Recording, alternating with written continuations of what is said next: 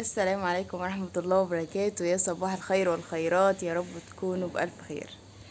تعالوا النهاردة نشوف هنعمل ايه في الجنين. عندنا شوية شغل اهمهم التسميد الكيماوي باستماد النيتروجيني. انا مش بحبه قوي، بس النبات بيحتاجه في اول عمره، وبديه مرة واحدة في السنة بس.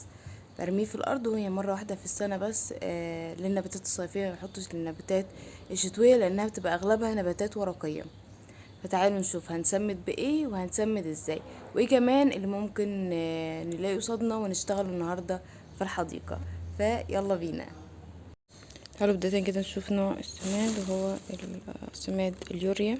طبعا بيتحط بكمية قليلة جدا، وده النوع التاني ده كنت مستخدماه السنة اللي فاتت. بيتحط بكمية قليلة، بس بنعمل خطوات قبليه.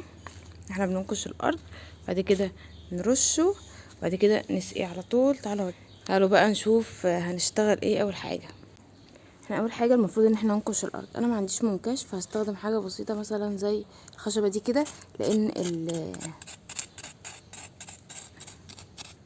بالطريقه دي كده نكشه بسيطه كده في الارض، عشان خاطر النباتات اللي لسه صغيره فيها.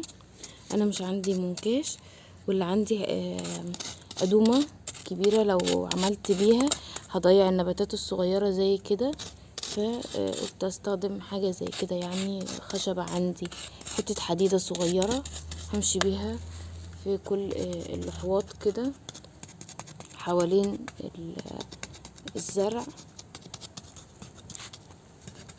نعمل يعني نكشة بسيطة كده في الأرض زي تهوية كده. ويا ريت النكشة دي على فكرة تبقى كل مرة قبل السقي، يعني حتى هتحطوا سماد أو مش هتحط سماد، يا ريت النكشة دي في الأرض، لأنها بتهويها، بتدخل هواء للجذور، تخليها كويسة جدا حوالين الشجر، في بطن الخط حوالين النباتات، بتدي صحة للنباتات كويسة جدا.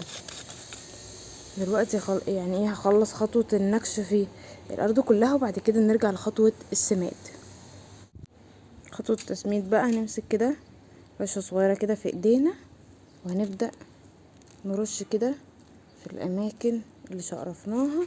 طبعا لما المية هتيجي عليها هتتحلل جوه، هتنزل جوه التربة وتتحلل جواها، وهكذا هنمشي طول الحديقة كلها، وفي كل الخطوط، في كل الجور اللي احنا عاملينها وحوالين الشجر.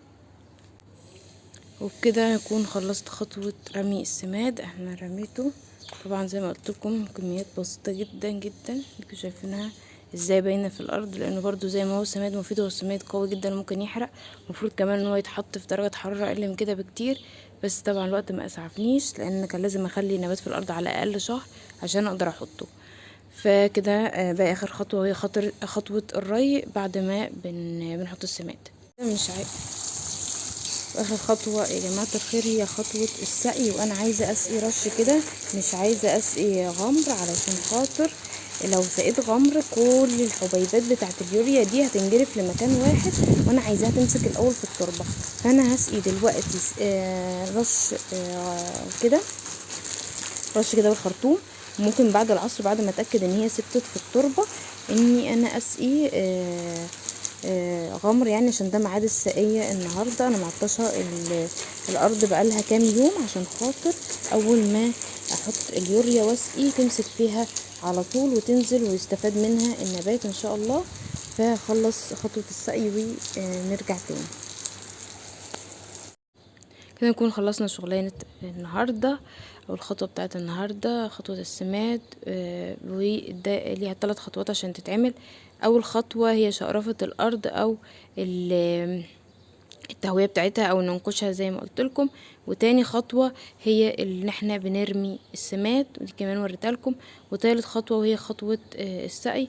انا زي ما وريتكم رشيت المية الارض بس رشة كده، عشان خاطر السماد يثبت. فعلا هو ثبت، وانا شايفاه ان هو بدأ يتحلل في الارض. لو كنت سقيت غمر كان هيتجرف مع المية لمكان واحد، وانا خفت من ده فرشتها. وان شاء الله بعد العصر هرجع بقى اسقيها السقيه العاديه، السقيه الغمر بتاعتها، بس اكون ضمنت ان السماد مسك في الارض.